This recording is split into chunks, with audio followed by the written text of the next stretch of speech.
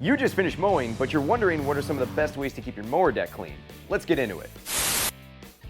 Hey guys and gals, welcome to Garage Gear. I'm JB, giving you the best tips and tricks to survive life in and out of the garage. I've broken down cleaning a lawnmower deck into 3 categories: good, better, and best. All are based on my own experience, speaking with shop professionals, and a few tricks from my old man. These procedures are mainly going to be for walk-behind lawnmowers, but if you have a bigger deck, bigger deck, then lots of tips from here could still carry over. Before we begin, you gotta set yourself up with a cleaning kit. Here's what I got inside. I have a bucket to put all the grass clippings in, a jack stand, and any jack stand will do. You could even spend the extra bucks and get a jack specifically designed for lawnmowers, but I got this one for $2 at a garage sale, and it does just fine. A deck scraper. This one is specifically designed for scraping lawnmower decks, and with these rounded corners, it does a great job getting under grass, popping it free without scraping up the deck too much. This was sent to us by our good friends over at Pro Parts Direct. Thank you very much. We also got a pair of gloves here. You can tell I've done a lot of cleaning with these bad boys. And a dustpan. This thing has seen some better days. This is something I put together over the years, and I keep it all together because I use it so often. After I mow, I just grab this whole bucket full of stuff, and we're good to go. Okay, let's start with the good way, or as I like to call it, the maintenance cleaning. This is a procedure I'll do after every mow, or maybe every other mow during the heavy growth months of the lawn season. As soon as I'm done, I shut the mower down, and I pop the mower up from the front using the jack stand. I usually put it up as high as I can. Lifting the mower up from the front like this avoids hydrolocking the piston, oil getting into your muffler, and gas leaking through your air filter. And from here, what I'll do is I'll crawl underneath and give everything a quick scrape using my scraper tool. I like to keep this very simple and realistic without wasting a ton of time. Now, if you have a similar lawnmower like this TORO Super Recycler with a Smart Stow feature, I would definitely use that. Stand the mower up and save your back. Bending down is for the birds. I'll go around the whole deck, and having gloves on for this is usually a good idea in case I bump my hands on the sharp blade. I don't really get into any tight nooks and crannies because, again, this is a quick cleaning. And I do this honestly because after mowing, I'm usually tired and I have other things to get done. I get about 75 to 90% of the grass clippings out and call it a day. After you've fully scraped out the deck, you may still see some grass stuck on. That's totally okay. Keep in mind, this is a quick cleaning. I am careful and cautious not to scratch up the deck, although that could happen if you dig in too much. In case you do, not to worry about it. That's what touch-up paint is for in the off-season. Now, I'm filming this in the summertime, and there's not too many grass clippings stuck underneath at this point of the year. As I scrape the clippings, they fall to the ground. They get scooped up, tossed into the bucket, and carried over to the composter. I've even thrown these clippings directly into my garden beds for that added nitrogen boost. I'm not just gonna throw that nitrogen away. I worked hard for that. From here, I usually save the leaf blowing for the very last thing that I do. So any clippings that were still on the ground get blown back into the lawn. Another step you could take here is place a piece of cardboard down underneath the mower deck, and then as the clippings fall, they land in the cardboard. You pull the cardboard out, and then dump that directly into your bucket. You probably won't have any clippings left on your concrete after doing that. No mess that way. Done deal. That sums up the good way, and to help this video in a good way with the YouTube algorithm, would you mind taking a super quick second to hit that like button?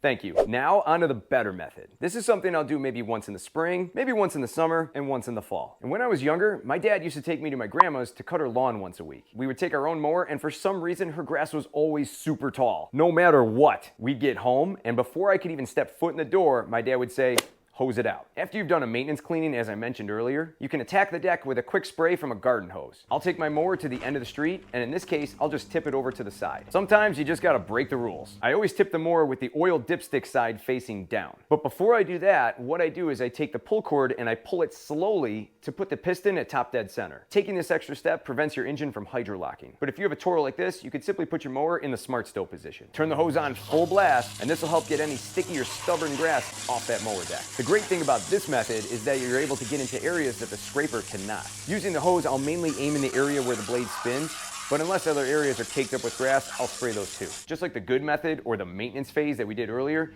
this should only take a few minutes to do. When it's all clean and you're all done, tip the mower back down. And from here, I like to take a leaf blower and get all the excess water off the top of the mower deck. And in addition to that, I'll typically leave the mower out in the sun for approximately 15 minutes to help it fully dry off. Any wet grass clippings that are on the ground, you can simply scoop up, put in your bucket, throw them in your composter, put them in your garden beds, or you could put them in the trash. They'll probably get a little stinky there though. Depending on where you live and the towns that you're in, some towns might actually come by and pick up your grass clippings too. Now, on to the best method. I usually only reserve this method for a final cleaning before winter storage, or if I'm flipping a mower for sale, or if the mower is completely clogged up with clippings. Fair warning, this is the messiest method. You're probably gonna get wet, and you're more than likely gonna be wearing some grass clippings too.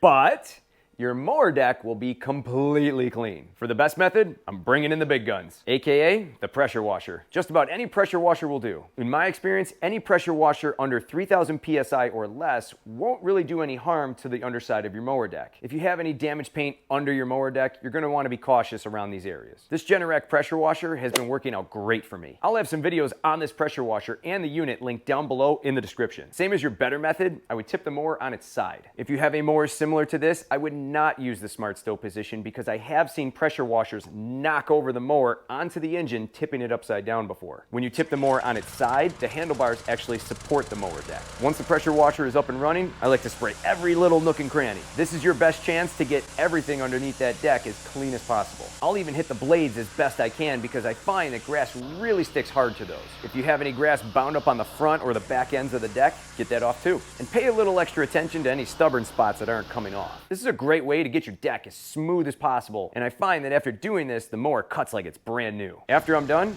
just like earlier, I'll tip the mower back down, leaf blow the mower deck to get any excess water off, and leave it out in the sun for approximately 15 minutes to help it dry. Now the underside of that mower is officially cleaner than a nun's vocabulary. Now here's a few questions that I've gotten recently on this topic. Washout ports. In my experience, they're pretty useless. Some ports on some models may be better than others. Basically, you lower the height adjusters on the mower all the way down, connect your hose, turn it on, and then turn your mower on. The mower then rinses itself out. I never saw a mower deck completely cleaned out after doing that though. And if you have a steel mower deck, guess what? That's a recipe for rust. No question about it, it's going to create a problem. I'd rather at the very least use the better method, hose it off, and see it completely clean. Plus, using a washout port usually leaves a green slime all over your driveway. And it's kind of funny, those washout ports have been on loads of TORO super recyclers over the years, but they're not on the new ones anymore.